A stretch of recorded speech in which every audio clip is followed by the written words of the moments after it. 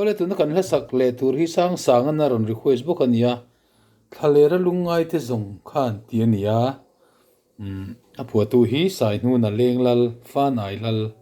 ania an soirok ila hei hi lenglal sai nu na hlabu chu ania a fapalal chuang ana siam ani lenglal po lo ni ve to ani hei pu sai nu na chu ania silai nen thla sang kha jere som ko paruka pianga sang kha ko som li pakua thi ani tuna kan hla sak tur hi chu hla bua hian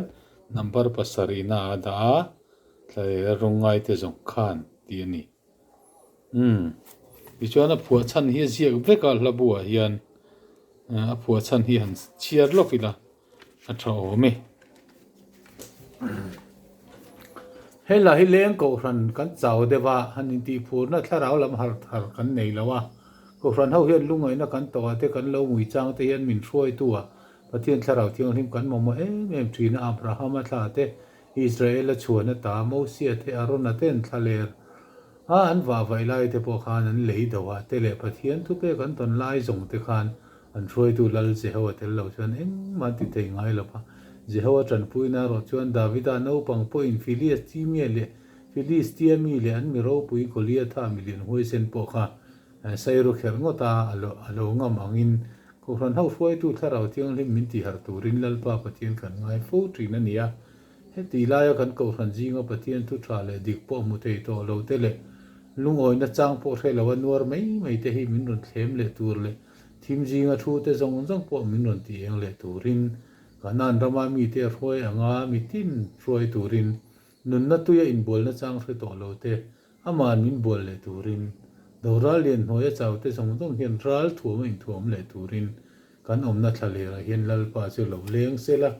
kalvari ngu na mang tu ten sualan ne thin angin ve ni po chawin ru mai la setana do na in min thuam le selati in pathian puina kangaya la ka siam ta ani ti ani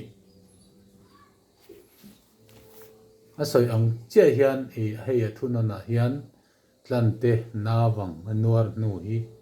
irampa rim tui min thliar ti te hi ada tan pu sai nu na hi thiam em ani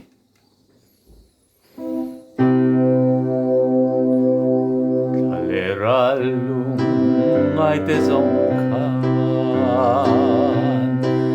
an lal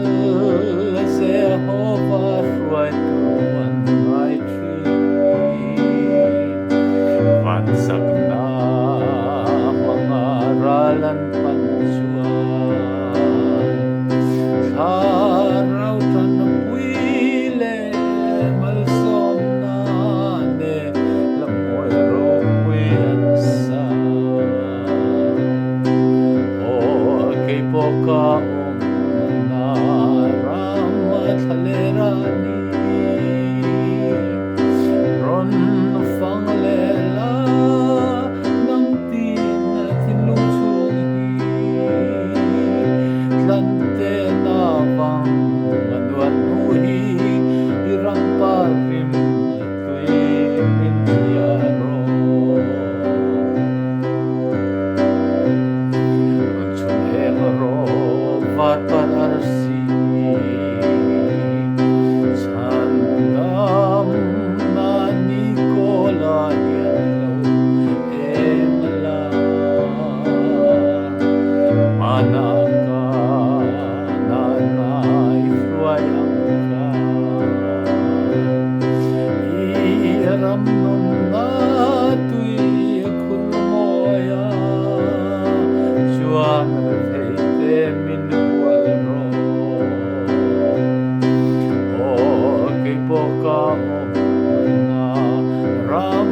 Thlalera ni ron fang le la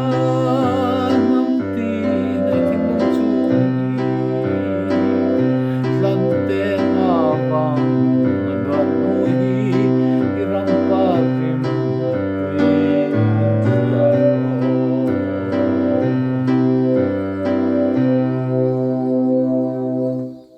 ti khan chang khan na le chang ni na kan han sa a